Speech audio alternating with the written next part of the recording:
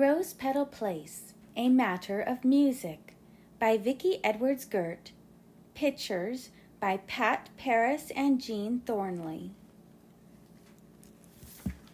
The garden in Rose Petal Place was in full bloom. Lily Fair and Iris were taking a walk in the warm sunshine with Rose Petal. Suddenly, they heard Pitter-Pat softly meowing behind them. "Well, hello, Pitter-Pat," Rose Petal called out. "Come, enjoy the sunshine with us." Pitter-Pat came over to Rose Petal and continued to meow. "What is it, Pitter-Pat?" Rose Petal asked. "I think she wants the same thing I was just going to ask you for, Rose Petal," Lily Fair guessed. "Pitter-Pat, do you want Rose Petal to sing for us?" Pitter-Pat jumped up and down excitedly. Rose Petal laughed and said, "A day like this does make me feel like singing. All right, Pitter-Pat, how's this song? A lovely day can make me smile and keep me happy for a while, but nothing feels as good and true as sharing life with friends like you." Rose Petal's voice carried clear across the garden. Daffodil set aside the dress she was showing Orchid at the Bouquet Boutique, and they both smiled as they listened. Seymour J. Snailsworth put down the book he was reading to Sunny Sunflower so they could hear Rose Petal. The sweet tones gently awakened Petey Centipede and Tumbles the Hedgehog, who had been napping under Elmer's shady branches. The sounds reached as far as Tin Can Castle, where others were not as happy to hear Rose Petal's song.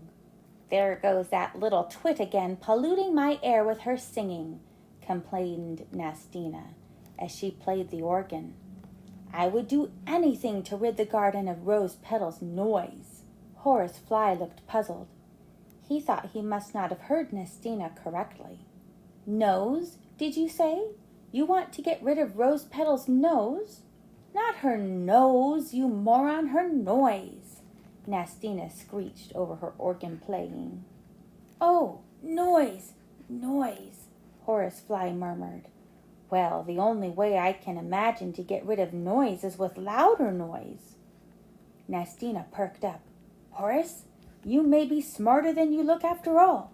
Bring me some pots and pans. I have an idea." Nastina ordered Horace to connect empty cans, battered forks, and the pots and pans to bent pieces of coat hangers. "Now, get that funnel and hook it up there while I connect this wire to the organ," she instructed. "That's it.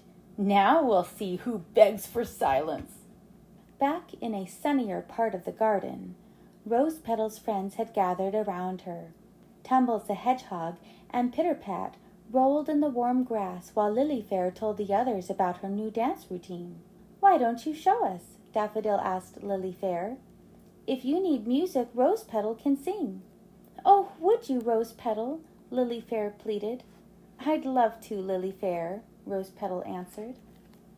But just as Rose Petal began singing, they were surrounded by the most dreadful sound, a thundering noise that made them cover their ears. "I don't know what that was, but it's gone. Now let's start again," Rose Petal suggested. Again the racket drowned out Rose Petal's voice. Several times Rose Petal tried to sing, but each time the strange noise got louder and uglier. All at once Iris realized what was causing such a racket. "It's Nastina's organ," she cried. "So it is," agreed Seymour J. Snailsworth. "She must have an amplifier, that is, something to make the sound louder." Rose Petal's face turned red. She struggled to hold back her tears as she said, "If Nastina drowns me out every time I try to sing, I'll never be able to sing again." "Something must be done," Sunny Sunflower said angrily. "We can't let Nastina get away with this. I'm going right over there and—" "Wait, Sunny," Petey Centipede interrupted. "You're right, we must do something. We all love Rose Petal too much to see her so unhappy. But why don't we all go find this amplifier and take it apart ourselves?" "Yes, let's go," they all agreed. Although they usually avoided Nastina, Rose Petal's friends didn't think about themselves as they followed PD to Tin Can Castle. Their love for Rose Petal was stronger than their fear as they searched for the amplifier.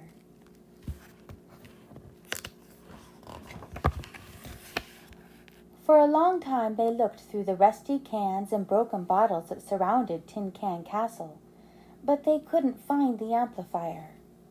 Their clothes were grimy and torn from the garbage around them, but not even the fashionable Orchid cared. It was more important to help Rose Petal. "I haven't found much here," Lily Fair called from the corner where she was searching. "Just a bunch of garbage strung on a wire." "A wire?" PD Centipede asked. "Let me see." "That funnel may be what's making the organ so loud." "That's it, Lily Fair. The other end of the wire must be connected to the organ." PD Centipede followed the wire to the organ. He yanked at it, and all the garbage went clattering to the ground.